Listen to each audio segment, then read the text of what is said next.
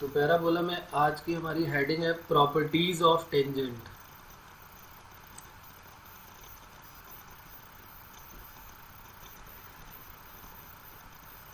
Properties of tangent, जो हमने equation of tangent सीखी हुई है, t y equal to x plus a t square parametric form में। पैरामेट्रिक कोऑर्डिनेट पैराबोला के क्या होते हैं, ए टी स्क्वायर कॉमा 280, और पैराबोला होता है y square equal to 4ax। तो उसकी जो इक्वेशन ऑफ टेंजेंट होती है वो आएगी t y equal to, equation of tangent जो है वो आएगी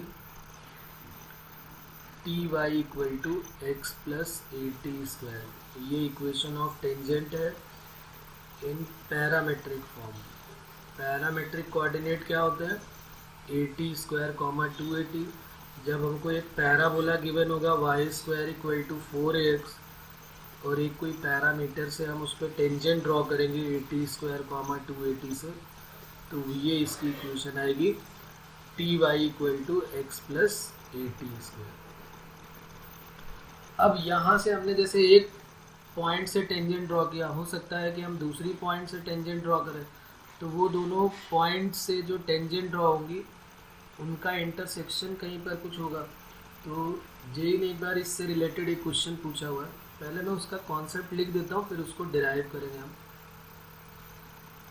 तो नेक्स्ट हेडिंग हमारी क्या हो जाएगी, या पहला पॉइंट हम कह सकते हैं इसको, कि पहला पॉइंट हमारा क्या हो जाएगा, first point of intersection of tangents, points of intersection of tangents, points of intersection of tangents at any two point, और दो पॉइंट हमने लेट कर लिए हैं, P है a t one square comma 2a_t1, और एक पॉइंट Q लेट कर लिया है a t two square comma 2a_t2। इस पे हम टेंजेंट ड्रॉ करेंगे on the parabola। Point of intersection हमको बताना है टेंजेंट्स का। कोई भी दो पॉइंट पे हम टेंजेंट ड्रॉ करेंगे और वो कहीं ना कहीं कट करेंगे पैराबोला के बाहर, तो उनका पॉइंट ऑफ इंटरसेक्शन जो है वो हमें याद रखना है, क्या होगा, x कॉमा वाई करके ऐसे होगा, और वो होगा ए t one t two comma a t one plus T2. ये हमारा पॉइंट के कोऑर्डिनेट हो जाएंगे। किसके बारे में हम बात कर रहे हैं, क्या बात कर रहे हैं, वो देख लेते हैं यहाँ पर। पॉइंट ऑफ इंटरसेक्शन जो दो टेंजेंट्स का होगा वो ये आएगा, और वो कैसे आएगा वो तो अभी हम बात करेंगे। ये है वो कि कैसे आया होगा। ये डायग्राम हमारा है पैराबोला का, Y square equal to 4ax। इस पर कोई दो पॉइंट है, एक कोई P पॉइंट है जिसके coordinate a t square comma 280 है, और एक दूसरा Q पॉइंट है, और बल्कि इसको 1 और 2 बोल देते हैं, a t one square 2a_t1, a t two square comma 2a_t2। एक टेंजेंट हमने यहाँ से ड्रॉ कर दिया, ये टेंजेंट हमारी जो इस पॉइंट P से जा रही है वो ये हो गई, और एक दूसरी टेंजेंट Q से हमने ड्रॉ कर दिया, तो ये टेंजेंट जो है हमारी ये जो टेंजेंट है ये कहीं R पे कट कर रहे हैं, तो ये R के कोऑर्डिनेट है।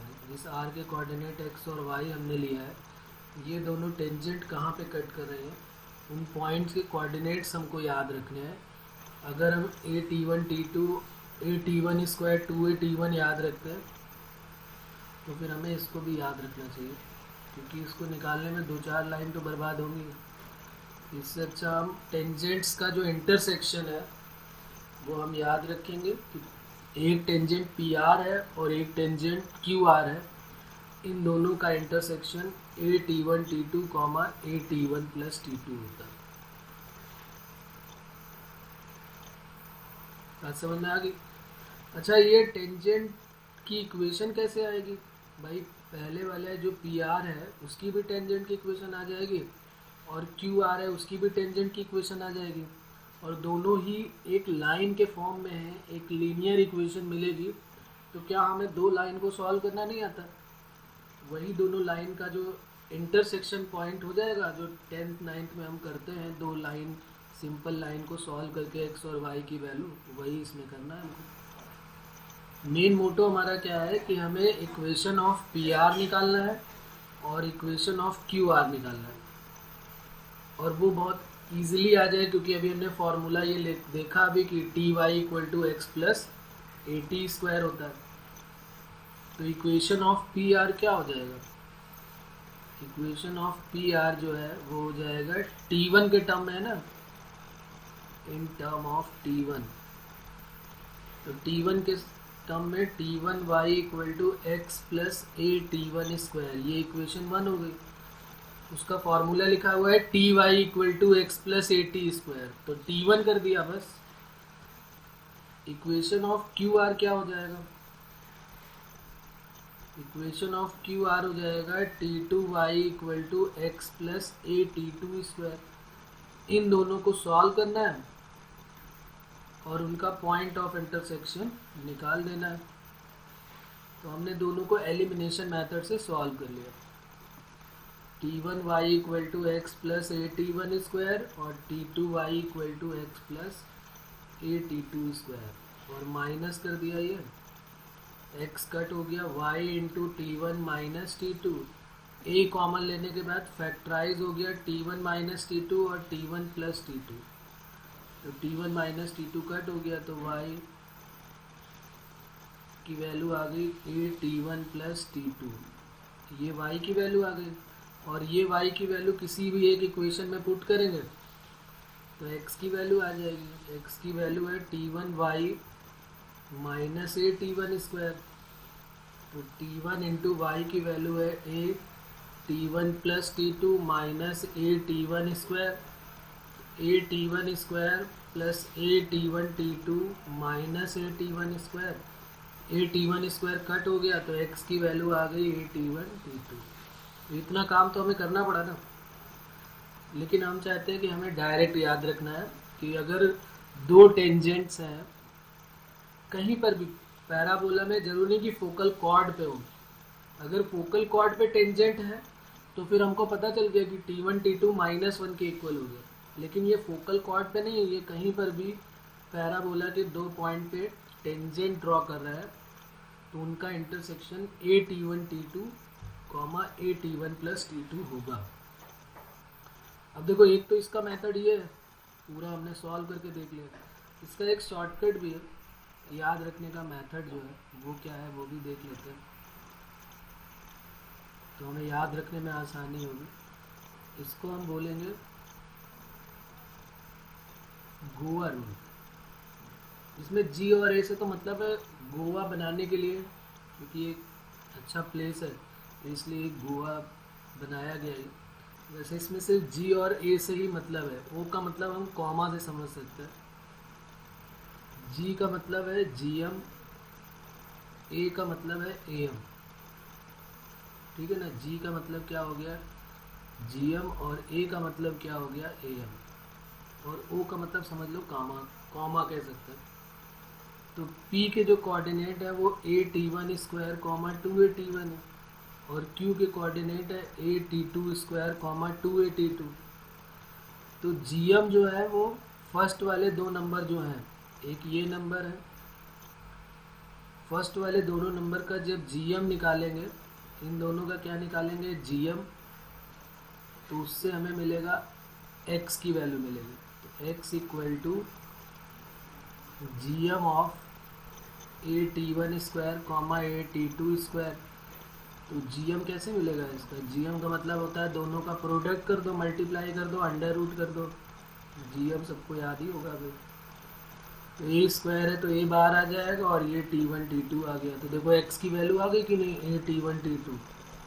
तो इस तरीके से हम इसको याद रख सकते हैं कि पहले दोनों जो x के कोऑर्डिनेट्स हैं उनका GM निकालना है, और y क्या है AM ऑफ दो जो y वाले हैं इनका क्या निकालना है AM, इन दोनों का क्या निकालना है AM।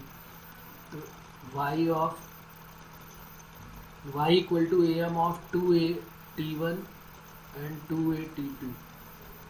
am कैसे मिलता है, दोनों नंबर को प्लस कर दो और डिवाइडेड बाई 2 कर दो, तो 2 से 2 कट हो जाएगा, तो क्या हो गया a t1 प्लस t2। तो ये r के इंटरसेक्शन पॉइंट के कोऑर्डिनेट आ गए a t1 t2 comma a t1 plus t2। तो अब आपको ये याद रखना है, इसको डिराइव करने की ज़रूरत ना पड़े हमें, टाइम वेस्ट नहीं होना चाहिए हमारा। तो पॉइंट ऑफ इंटरसेक्शन दो टेंजेंट्स का क्या हो जाएगा पैराबोला में a t1 t2 comma a t1 plus t2। आगे भी ये काम भी आएगा कि कहाँ पर हम इसका यूज़ करेंगे a t1 t2 का और a t1 प्लस t2 का। ठीक है, तो पहला पॉइंट तो यही पूछा गया है कि इनके पॉइंट ऑफ इंटरसेक्शन क्या होंगे। फिर दूसरा एक और लिख लेते हैं, सेकेंड इम्पॉर्टेंट पॉइंट।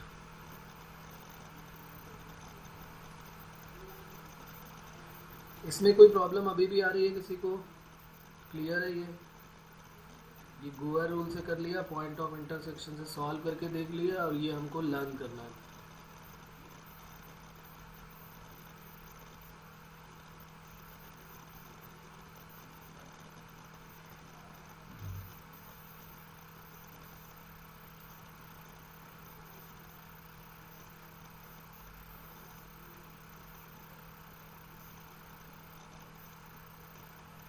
दूसरा क्वेश्चन जो है वो पॉइंट के टर्म में हम यहाँ लिख लेते हैं, ये भी पूछा जा चुका है।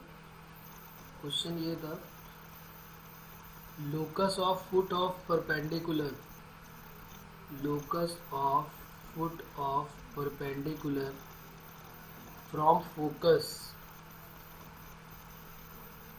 Locus of foot of perpendicular from focus upon any tangent, upon any tangent is tangent at vertex, is tangent at vertex। कह रहा locus of foot of perpendicular जो होगा, फोकस से अगर हम कोई फुट ऑफ परपेंडिकुलर ड्रॉ करते हैं upon any tangent is tangent at the vertex, तो उस पैराबोला में जो वर्टेक्स पे टेंजेंट होती है वही हो जाएगा उसका लोकस। मतलब वो लोकस का मतलब हो गया वो जो पॉइंट है वो उसी टेंजेंट पे लाई करेगा। अगर हम इसको डायग्राम ड्रॉ करके समझना चाहें तो कुछ ऐसे बनेगा इसका डायग्राम। हमारे पास एक पैराबोला है y square equal to 4x, तो ये हमारा पैराबोला हो गया Y square equal to 4x,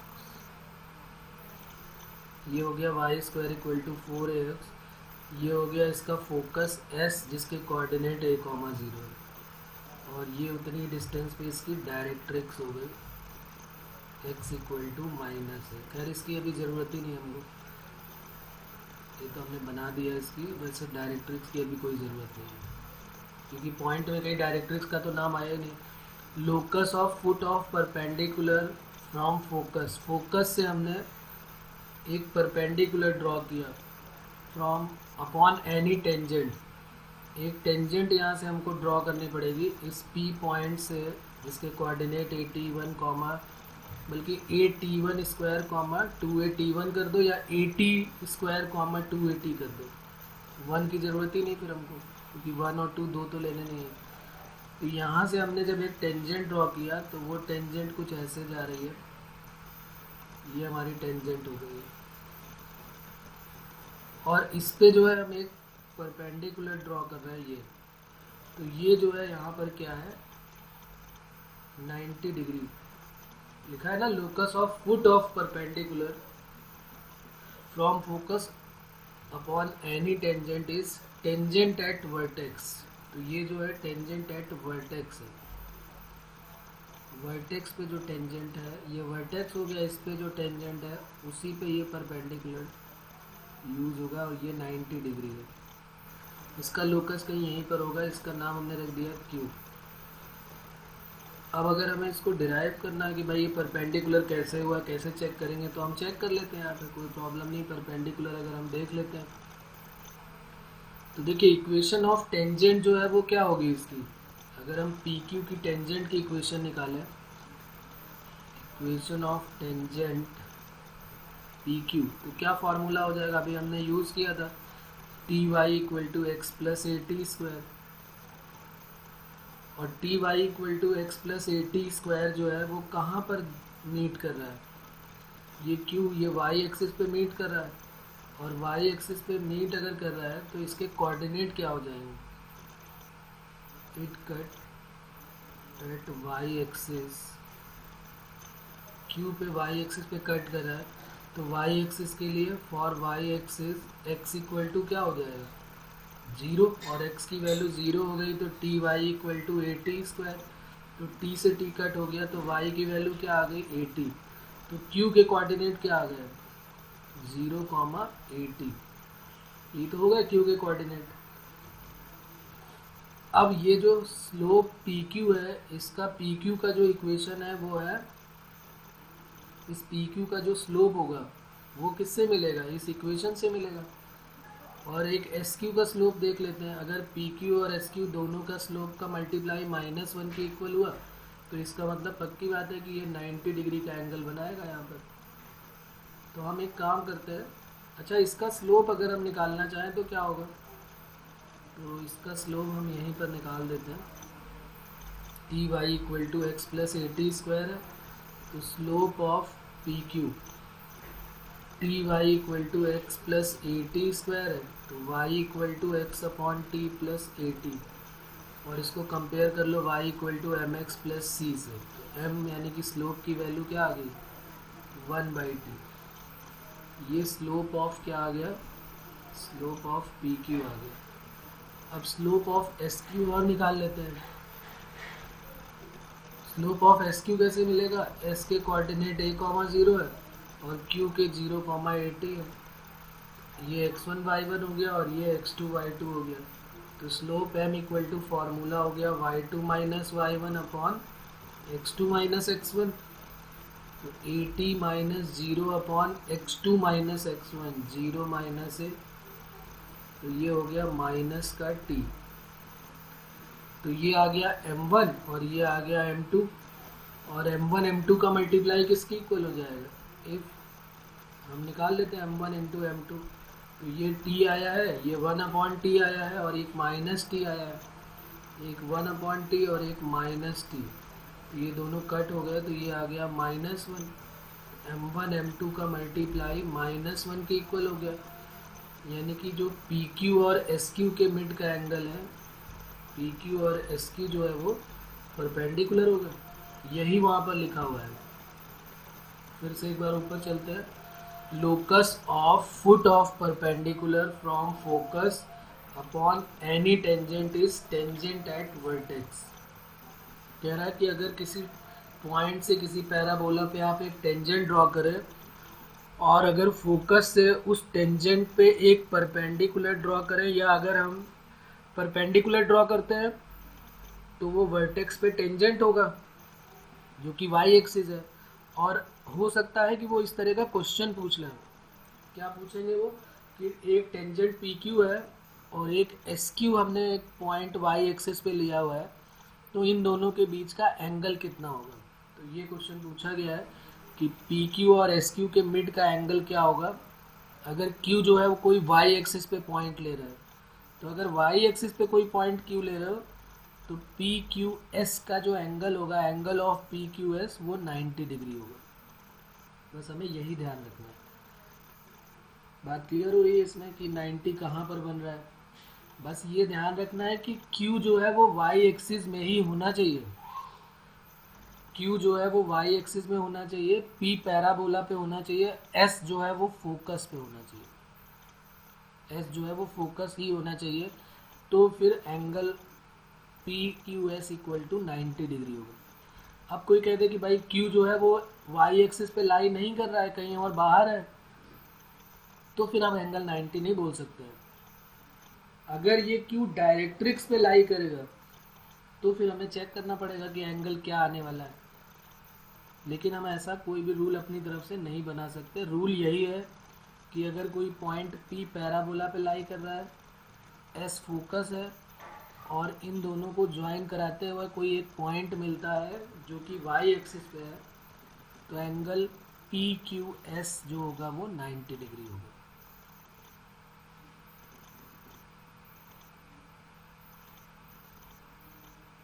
कोई प्रॉब्लम इसमें? यस और नो बेटा?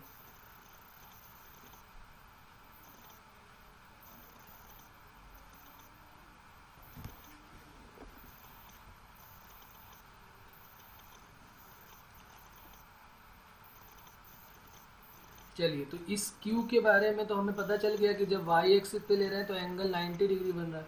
अब इस Q को जरा हम डायरेक्ट्रिक्स के पास लेके चलते हैं, तो फिर क्या होगा, कौन सा एंगल 90 होने वाला है, ये भी एक बार क्वेश्चन पूछा गया है, इसको भी अभी हम डिराइव करेंगे। तो ये प्रॉपर्टी नंबर हमारा 3rd हो जाएगा।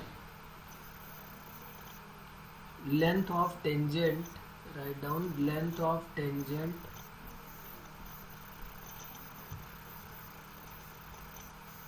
length of tangent between the point of contact, length of tangents between the point of contact, PT का मतलब point of contact, और ये P ब्रैकेट में T का मतलब हो गया, P ब्रैकेट में T का मतलब हो गया P ब्रैकेट में 80 स्क्वायर 280, इसका मतलब है T के टर्म में जो है लेट करते हैं ना पूरा 80 स्क्वायर 280, उसको PT करके लिख दिया। ये PT पॉइंट को डिनोट कर रहा है, और ये P ऑफ T का मतलब कि P जिसके coordinate 80 square 280, and the point where it meet the directrix Q subtend right angle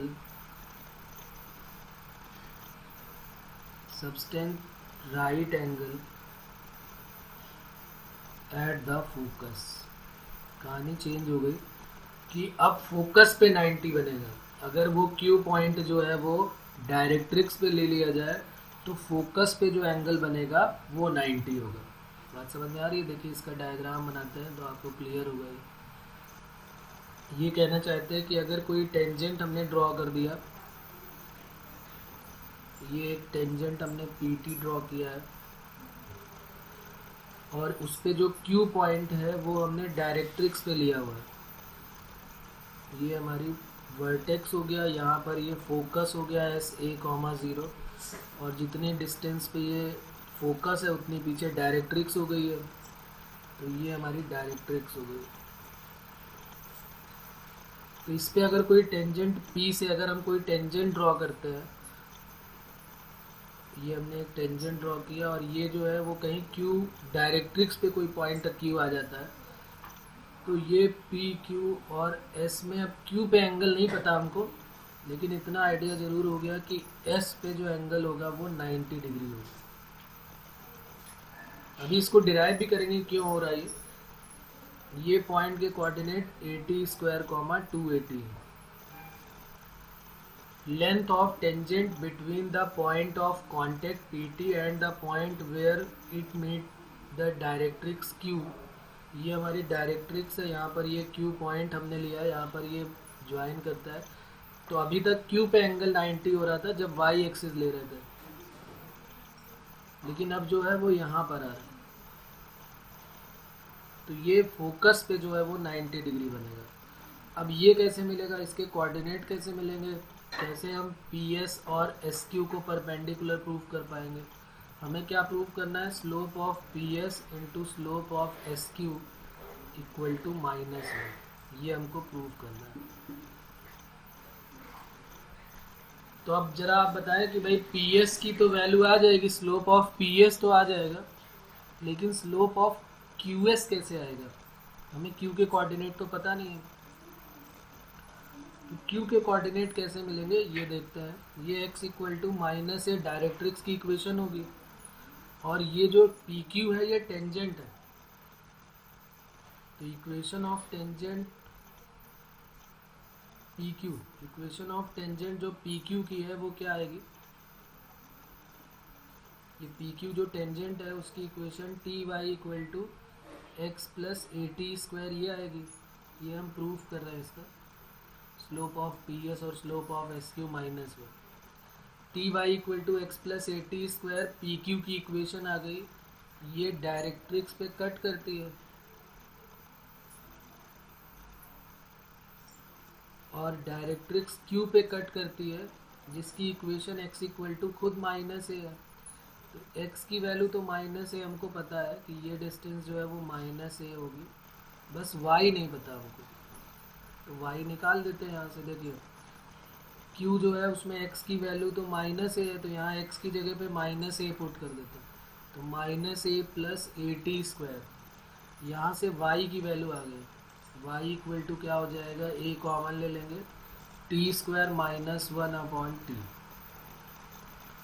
तो पॉइंट Q के जो कोऑर्डिनेट्स है वो आ जाएंगे हमारे पास minus a comma a by t t square minus one.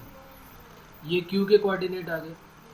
Q के कोऑर्डिनेट पता चल गए, P के पता चल गए, S के पता ही थे, तो हम स्लोप ऑफ पी एस और एस क्यू जो है वो दोनों की वैल्यू स्लोप निकाल के मल्टीप्लाई माइनस वन की इक्वल देख लेंगे। तो P के कोऑर्डिनेट है a t square comma two a t, Q के कोऑर्डिनेट ये अभी हमने लिख लिए a comma a upon t t square minus one, और S के जो कोऑर्डिनेट है वो ए कॉमा ज़ीरो। तो अब बस सबकी स्लोप निकाल ले हमको। Slope of P S, slope of P S मतलब ये x1 y1 और ये x2 y2, तो y2 minus y1 upon x2 minus x1 a minus a t square. तो a कॉमन ले लेते हैं और a कॉमन लेके 1 माइनस टी स्क्वायर, a से ये कट हो जाएगा, तो ये आ गया minus two T upon 1 minus T square. अब स्लोप ऑफ पी एस के बाद स्लोप ऑफ एस क्यू निकाल देते हैं, तो स्लोप ऑफ एस क्यू क्या हो जाएगा, अब ये x1 y1 का काम करेगा, ये जो है वो x1 y1 का काम करेगा और ये x2 y2 का काम करेगा। तो अब क्या हो गया, जब क्यू एस की बात हो रही है तो y2 minus y1 a upon t t square minus one upon x2 minus x1, और x1 माइनस ए, तो ये हो जाएगा माइनस का a upon t t square minus one upon two a से ए कट हो गया, माइनस अंदर मल्टीप्लाई कर दिया तो 1 minus T square upon two T हो गया। ये स्लोप ऑफ एस क्यू हो गया। स्लोप ऑफ एस क्यू है 1 minus T square upon two T, और स्लोप ऑफ पी एस क्या है, minus two T upon 1 minus T square. तो अब यहाँ से हमको आइडिया हो गया कि slope of P S into slope of S Q minus one की इक्वल आ गया। ये minus two T upon 1 minus T square और ये 1 minus T square upon two T, तो ये कट हो गया, तो ये वैल्यू आ गई माइनस वन। तो इसलिए जो एंगल है, कौन सा angle, angle P S Q, वो 90 डिग्री है। वहाँ पर वर्टेक्स पे 90 हो रहा था, ऊपर वाले में वर्टेक्स पे 90 हो रहा था, एंगल पी क्यू एस की बात हो रही थी वो 90 था, लेकिन वो जो क्यू पॉइंट था वो वाई एक्सिस पे था। अब ये क्यू पॉइंट डायरेक्ट्रिक्स पे अगर आ जाता है तो एंगल फोकस पे जो बनेगा वो 90 डिग्री बनेगा। तो angle P S Q equal to 90 degree. बताइए इसमें कोई प्रॉब्लम किसी को, यहाँ तक कोई problem?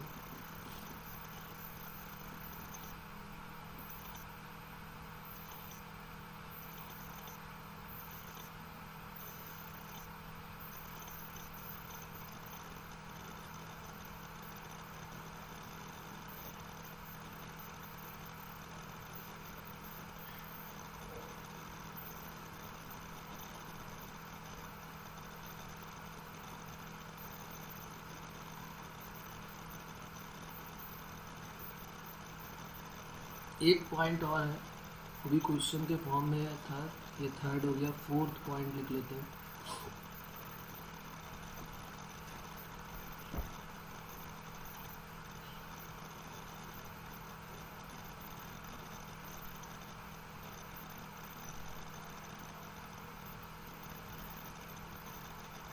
Tangent at extremities of focal cord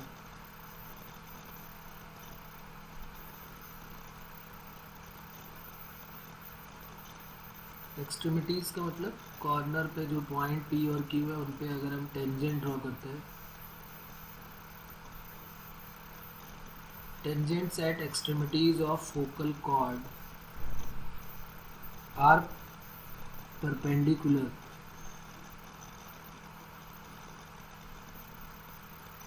and intersect on directrix.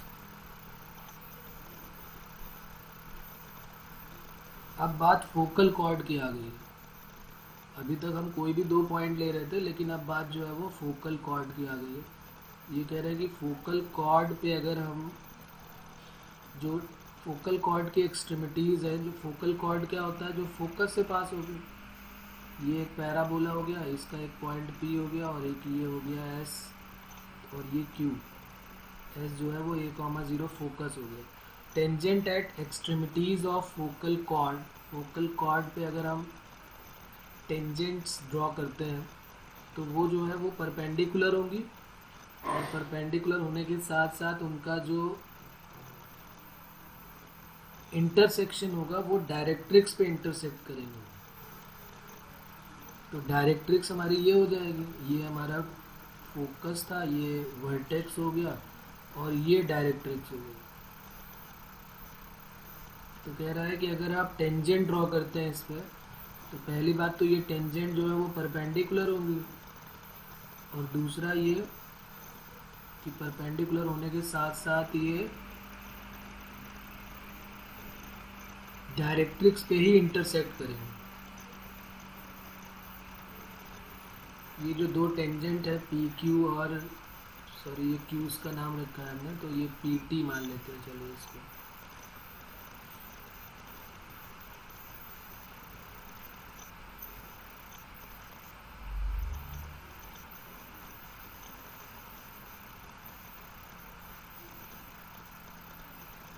ये आर ले लिया हमने, तो पी आर और क्यू आर जो दो टेंजेंट ड्रॉ की है, ये जो है डायरेक्ट्रिक्स पे ज्वाइन करेंगी और यहीं पे कट करेंगी, और इनके बीच का एंगल हमेशा 90 डिग्री होगा।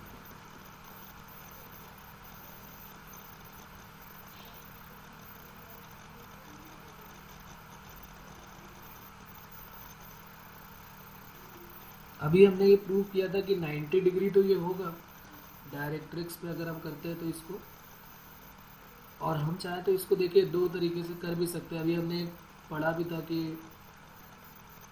दो टेंजेंट अगर एक दूसरे को कट करती हैं तो उनके कोऑर्डिनेट्स क्या होते हैं, a t one t two comma a t one plus t two. वो a t one t two a t one plus t two किसी के लिए भी थे। ये यहाँ पर तो डायरेक्ट्रिक्स की बात हो रही है, और यहाँ पर जो ये पी क्यू है उसके coordinate a t one square two a t one, और अगर क्यू के coordinate a t two square two a t two let किए हुए हैं। और तो हमें एक रिलेशन ये भी पता है कि टी वन टी टू की वैल्यू किसकी इक्वल है, -1 की equal. T one t two की वैल्यू जो है वो -1 की इक्वल होगी, टी वन टी टू की वैल्यू -1 की इक्वल। और अगर आप मान लीजिए ऐसे आप नहीं रखना चाहते ए टी वन और ए टी टू के टर्म में, तो हम टी वन टी टू की जगह यहाँ पर सीधे सीधे क्या रख लेते हैं, टी। तो ये हो जाएगा ए टी स्क्वायर कॉमा 280, और ये क्या हो जाएगा ए t one square comma a upon T one square comma -2a upon T. ये तो याद ही होगा ना आपको, ए टी स्क्वायर कॉमा 280 और ये a upon t square comma -2a upon t. और डायरेक्ट्रिक्स क्या होती है, x इक्वल टू माइनस है। तो अब हमें क्या है ये याद रखना है कि टेंजेंट जो है जब हम एक्सट्रीमिटीज़ ऑफ फोकल कॉर्ड पे ड्रॉ करेंगे तो वो हमेशा 90 डिग्री बनाएंगी, और 90 डिग्री के साथ साथ जो उनका इंटरसेक्शन होगा वो डायरेक्ट्रिक्स पे इंटरसेक्ट करेंगे। आप चाहे तो इसको डिराइव कर सकते हैं, बहुत बड़ा काम नहीं है। पहले हम क्या करेंगे, हमें इसका देखिए ये जो है वो पी आर का हमें स्लोप पता चल जाएगा, क्यू आर का स्लोप पता चल जाएगा। क्योंकि आर के कोऑर्डिनेट अभी हमने ऊपर निकाले थे, ये लिखे हुए ऊपर आर के कोऑर्डिनेट, जिसका नाम अभी क्यू रख दिया है। यहाँ पर क्यू था, वो आर है। जहाँ पर ये कट करके तो आर के कोऑर्डिनेट तो हमें मिल जाएंगे, तो हमें पी आर पता चल जाएगा और क्यू आर पता चल जाएगा। M1 M2 की का मल्टीप्लाई -1 के इक्वल आएगा।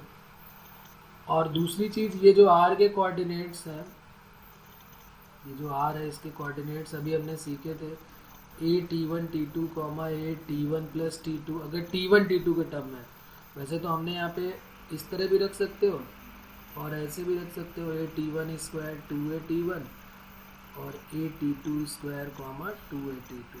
दोनों में कोई भी रख दे, कोई प्रॉब्लम नहीं, क्योंकि फोकल कॉर्ड की बात हो रही है ना। अगर सिंपल कॉर्ड की बात होती तो फिर हम t1 t2 के टर्म में ही रखते।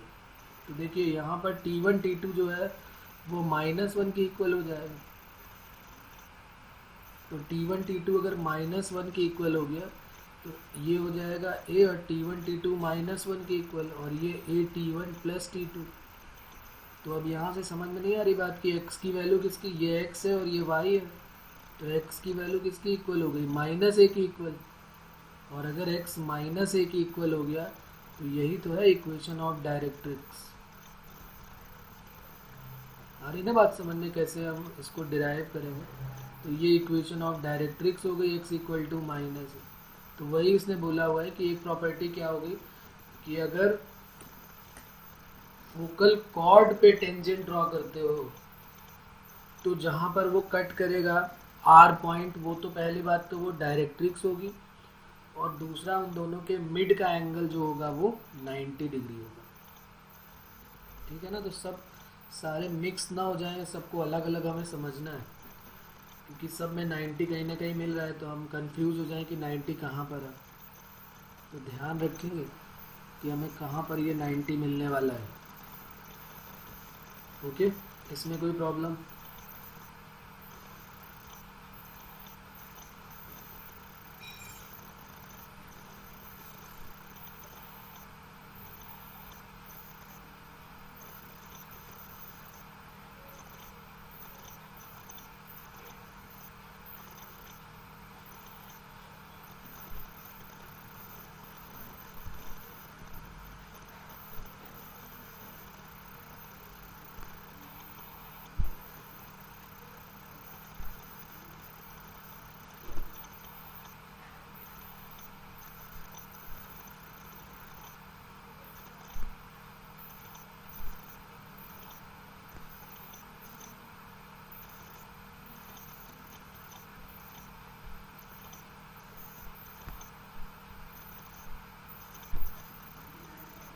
अब उसके बाद नेक्स्ट लिखते हैं इक्वेशन ऑफ नॉर्मल्स के बारे में। इक्वेशन ऑफ नॉर्मल्स, वैसे टेंजेंट की इक्वेशन ही हमको याद रखनी है, नॉर्मल्स की याद नहीं रखनी। नॉर्मल्स की तो हम डायरेक्ट भी निकाल लेते हैं कि टेंजेंट की अगर हमें पता है तो नॉर्मल ऑटोमेटिकली आ जाता है। अभी यहाँ पर हम लिख लेते हैं फॉर्मूले, अगर हम याद रख सकते हैं तो अच्छी बात है। कई बार नॉर्मल की भी, नॉर्मेलिटी की कंडीशन भी जेईई एडवांस में पूछी गई है, तो इसलिए वो इम्पॉर्टेंट है, वो हमें याद रखनी चाहिए। तो नेक्स्ट हेडिंग हमारी हो जाएगी इक्वेशन ऑफ नॉर्मल, क्योंकि हम सब कुछ वहाँ पर डिराइव नहीं कर सकते, इतना टाइम ही नहीं होता हमारे पास, तो हम सब कुछ डिराइव नहीं कर सकते हैं, तो इसलिए हमको याद रखना चाहिए। यहाँ पर इस चैप्टर में याद रखने के लिए बहुत कुछ है, और नहीं तो फिर ये जो है सब कुछ बाउंस हो जाएगा अगर हम याद नहीं रखेंगे तो याद ज़रूर करें आप, क्योंकि बहुत सारे फार्मूले मिलने वाले हैं, बहुत सारी प्रॉपर्टीज़ मिलने वाली हैं, सारी चीज़ें हम डिराइव करके नहीं निकाल सकते। मेरी कोशिश ऐसी होती है कि मैं सब कुछ लगभग आपको डिराइव करके दिखा दूँ, लेकिन आप वहाँ पर डिराइव नहीं कर सकते। ठीक है, तो इस बात का ध्यान रखेंगे आप। तो देखिए इक्वेशन ऑफ टेंजेंट के बाद जो है इक्वेशन ऑफ नॉर्मल की बात करते हैं। नॉर्मल का मतलब क्या है, पैराबोला हमको गिवन है, ये पैराबोला गिवन है, इस पे टेंजेंट हम निकालना सीख चुके हैं। अब हम लिखेंगे नॉर्मल कैसे निकालें। तो ये टेंजेंट हो गई हमारी, ये यहाँ पर हम जैसे किसी पॉइंट पे लेते थे तो ये टेंजेंट हो गई थी हमारी किसी पॉइंट P, अगर उसके कोऑर्डिनेट x1 y1 है। और इस टेंजेंट के परपेंडिकुलर हमें क्या मिलता है, नॉर्मल। तो ये टेंजेंट के परपेंडिकुलर क्या मिलता है, नॉर्मल। ये अगर टेंजेंट है, इसको क्या बोलेंगे, टेंजेंट PT, तो ये जो है वो नॉर्मल है। और टेंजेंट और नॉर्मल एक दूसरे के परपेंडिकुलर होते हैं, तो ये हमारा नॉर्मल हो जाएगा। तो नॉर्मल इसलिए मैं मना कर रहा हूँ क्योंकि नॉर्मल में क्या है कि टेंजेंट की इक्वेशन अगर हमें पता है तो नॉर्मल की इक्वेशन हमें मिल जाएगी। क्यों? क्योंकि टेंजेंट की इक्वेशन पता है तो टेंजेंट का स्लोप पता है, टेंजेंट का स्लोप पता है तो नॉर्मल का स्लोप आ गया। पॉइंट तो वही है जो x1 y1 उस कर्व पे है, वहीं से टेंजेंट और वहीं से नॉर्मल जा रहा है, तो पॉइंट भी पता है हमको। तो equation of normal in point form हमें याद रखने की ज़रूरत नहीं है। अभी यहाँ लिख लेते हैं क्या फॉर्मूला होता है, y minus y one upon y one upon 2a x minus x1। ये उसी से आया हुआ है। आप चाहे तो इसको डिराइव भी कर सकते हैं। जो हमारे पास फॉर्मूला है ना टेंजेंट का, उसी से पहले स्लोप निकालेंगे और फिर y minus y one equal to, देखो साफ साफ दिख नहीं रहा, ये m है और ये x minus x1। y minus y one equal to m, और ये स्लोप ऑफ नॉर्मल है। स्लोप ऑफ टेंजेंट से स्लोप ऑफ नॉर्मल आ जाएगा और फिर फॉर्मूले में पुट कर देंगे क्योंकि है तो दोनों लाइन ही ना, तो इजीली हम सॉल्व कर सकते हैं। बात समझ में आ रही है सभी को, कैसे डिराइव करेंगे? तो ये हमें निकालना आना चाहिए क्योंकि हमें इसको याद रखने में थोड़ी सी प्रॉब्लम होगी क्योंकि वैसे भी बहुत सारे फॉर्मूले हैं। तो ये नॉर्मल फॉर्म हो गई। उसके बाद स्लोप नॉर्मल की ये जो है वो पॉइंट फॉर्म हो गई।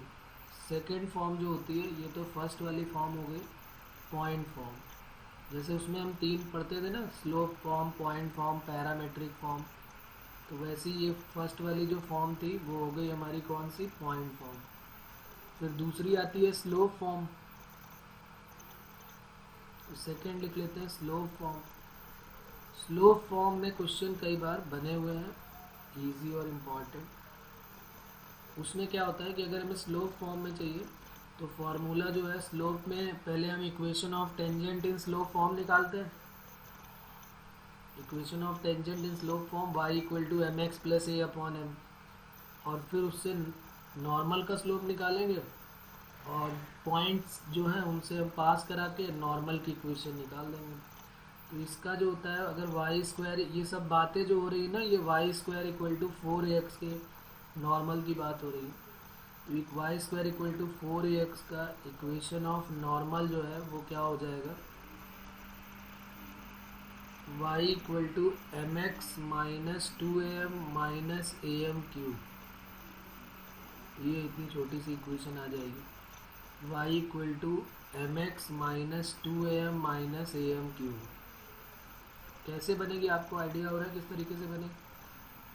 पॉइंट ऑफ कांटेक्ट हमने निकालना सीखा था, a upon m square 2a upon m. उसी m के टर्म में पहले हम इक्वेशन ऑफ नॉर्मल से पहले टेंजेंट निकालेंगे।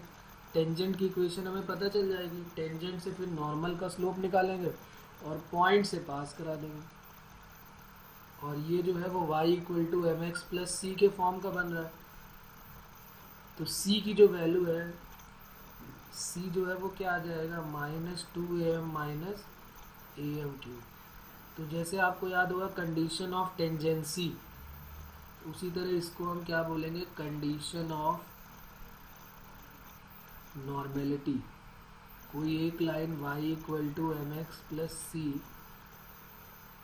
कोई एक line y equal to m x plus c, if any line y equal to m x plus c normal of parabola y square equal to 4ax,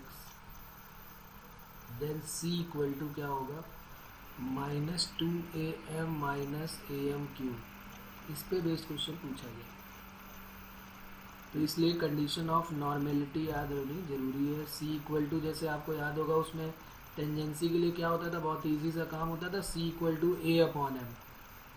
तो normality के लिए क्या हो जाएगा, c equal to minus 2am minus am cube. c equal to minus 2am minus am cube. इसका question कैसे पूछा गया था वो भी यहाँ पर देख लेते हैं। क्वेश्चन था हमारा, if y equal to x plus two is normal, y equal to f x, y equal to x plus two is a normal to the parabola, y equal to x plus two is a normal to parabola, y square equal to 4ax, then a equal to बताना है क्या होगा। Solve करें आप, बहुत easy सा काम है, एक लाइन का। 1/2 1/3 -1/3 और -1/2। तो आप बताएं इसमें a की वैल्यू क्या होगी। तो ये इक्वेशन ऑफ नॉर्मल के कॉन्सेप्ट से और कंडीशन ऑफ नॉर्मल से मिल जाएगी।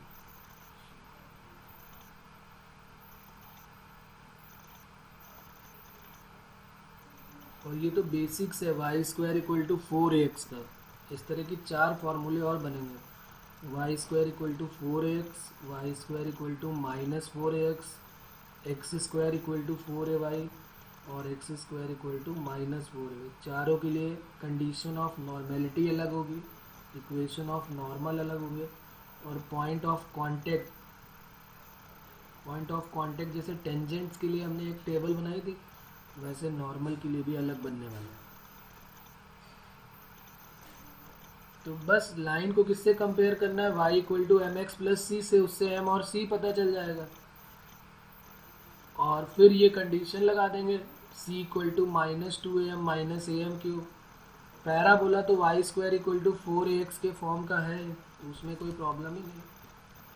देखें आप बताएं फिर जल्दी से क्या आंसर आ रहा है a की वैल्यू।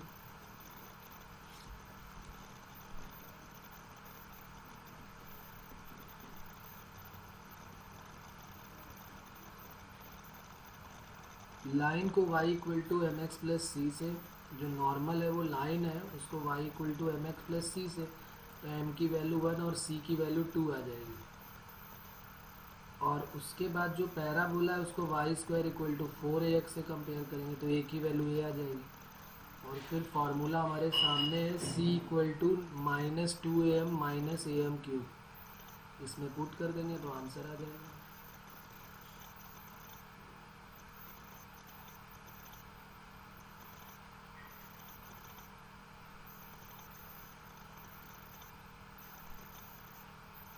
-2/3। चलिए चेक कर लेते हैं, मेरे ख्याल से गड़बड़ है कुछ, शायद देख लेते हैं। y equal to x plus 2 को हमने कंपेयर किया एम एक्स प्लस सी से, तो यहाँ से m की वैल्यू 1 आ गई और c की वैल्यू 2 आ गई। y equal to m x plus c से कंपेयर, और Y square equal to 4ax से जब कंपेयर करेंगे तो a की जगह पे a आ गया। और कंडीशन ऑफ नॉर्मल क्या होती है, कंडीशन ऑफ नॉर्मल होता है c equal to -2am minus am cube, तो 2 equal to -2am minus am cube, m cube की वैल्यू 1 है, तो 2 equal to -2a minus a, तो 2 इक्वल टू -3a हो गया ना। 2 इक्वल टू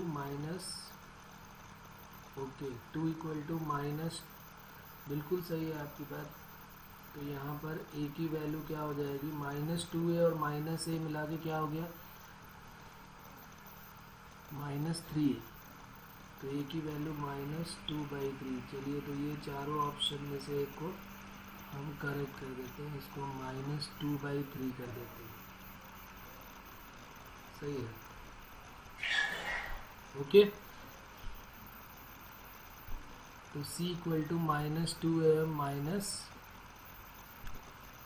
am क्यूब से m की जगह पे 1 पुट किया तो -2a और -a -3a, तो 2 इक्वल टू -3a, तो a की वैल्यू -2/3 आएगी, सही है एकदम। अब इसका एक चार्ट बना लेते हैं, फिर अभी एक क्वेश्चन और करेंगे इसका। ये बेसिक्स था जब हमारे पास parabola y square equal to 4ax है, तो उसके नॉर्मल की इक्वेशन ये होगी। अब अगर parabola y square equal to -4ax हो या बाकी जो दो बचे हुए तो उनका नॉर्मल की इक्वेशन क्या होगी स्लोप फॉर्म में, कंडीशन ऑफ नॉर्मेलिटी क्या होगी और पॉइंट ऑफ कांटेक्ट क्या होगी। उन सब के लिए हम एक टेबल बना लेते हैं और इसको लर्न करना पड़ेगा हमको। ये हमने बना दिया पहला column equation of parabola. Equation of parabola चार टाइप के हो गए, y square equal to 4ax, y square equal to -4ax, x square equal to 4ay और एक्स स्क्वायर इक्वल टू -4। ये पॉइंट ऑफ कांटेक्ट का बन गया। तीसरा है equation of normal.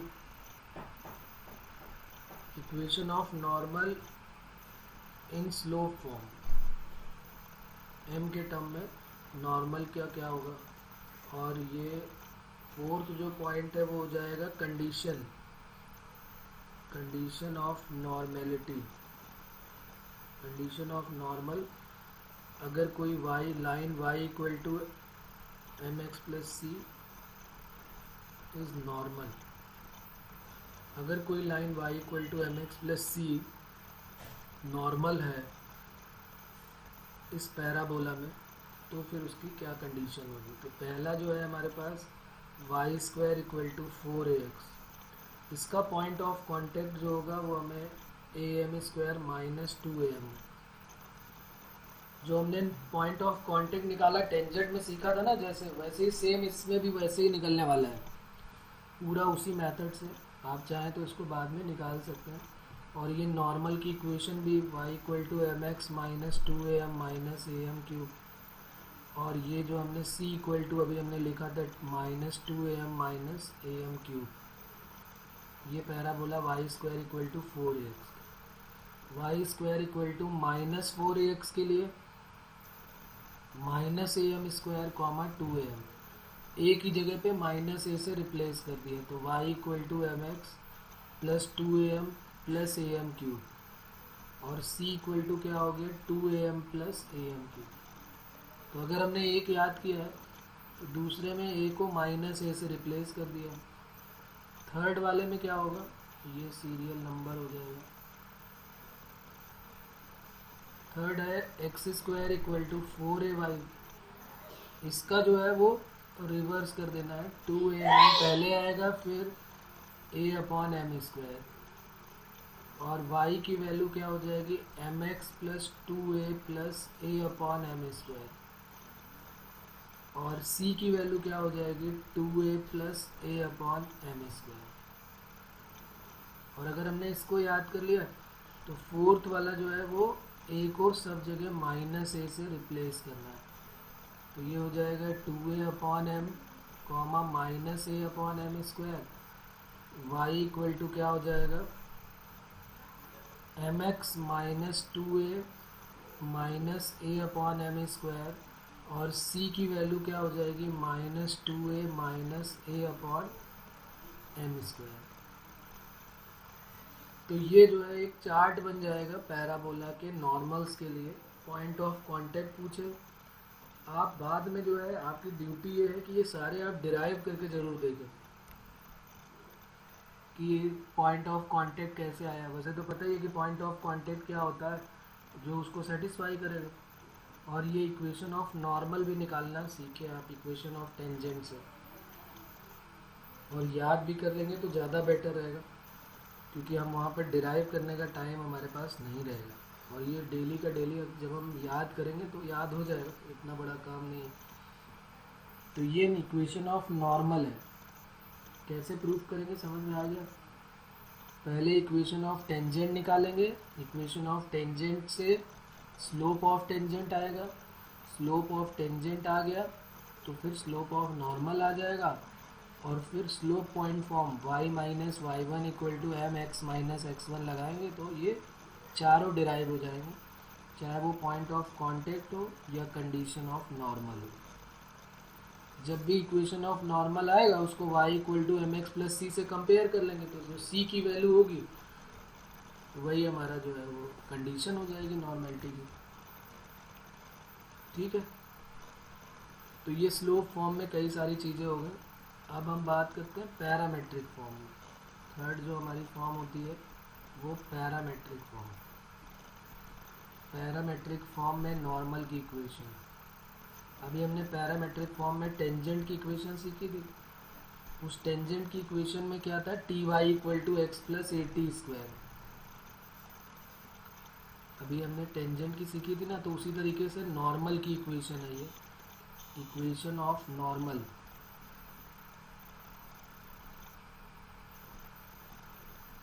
In parametric form,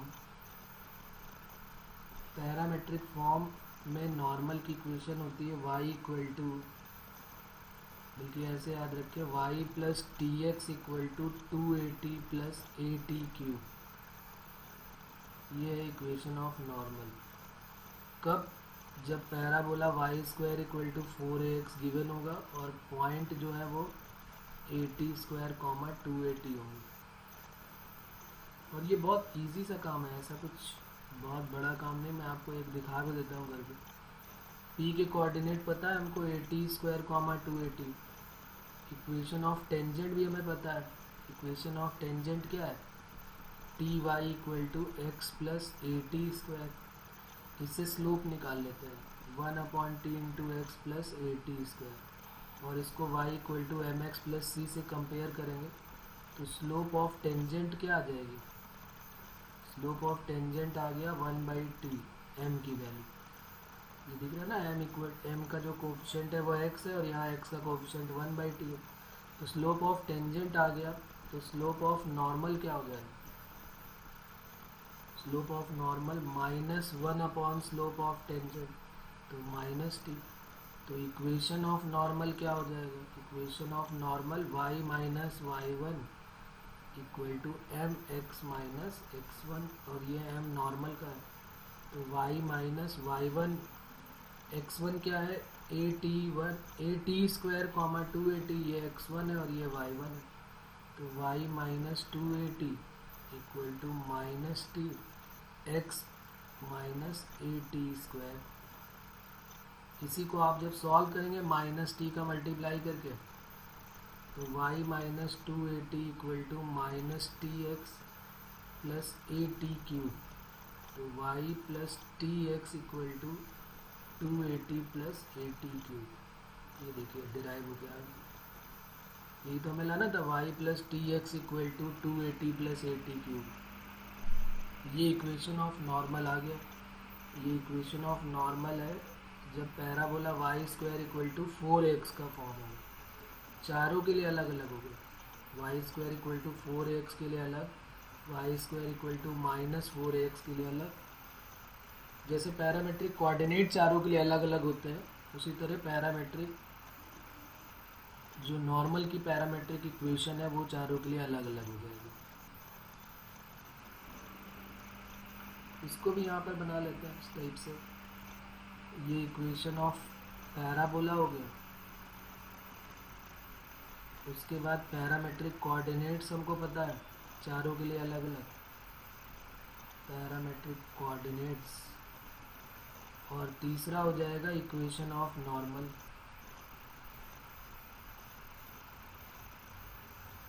तो पहले वाले के लिए क्या था, y square equal to 4ax, parametric coordinate a t square comma 2at। तो इक्वेशन ऑफ नॉर्मल आया y plus t x equal to 2at plus a t cube. दूसरा है y square equal to minus 4ax। तो इसमें क्या हो जाएगा, a को माइनस a से रिप्लेस कर देंगे, बल्कि नहीं सॉरी, ए टी स्क्वायर कॉमा 2at था, इसमें minus a t square comma 2at। ये वहाँ पर भी ध्यान देने वाली बात थी, इसमें ऐसा कोई चेंज नहीं होने वाला, ध्यान रखेंगे आप। ए को माइनस ए से रिप्लेस करोगे गड़बड़ हो जाएगी। वो सिर्फ नॉर्मल्स के जो स्लोप फॉर्म में है उसी में अप्लाई करेंगे। ये तो तीनों आपको निकाल के चारों देखने पड़ेंगे। X square equal to 4ay का 2at plus a t, 2at comma a t square. तो x plus t y equal to 2at plus a t cube.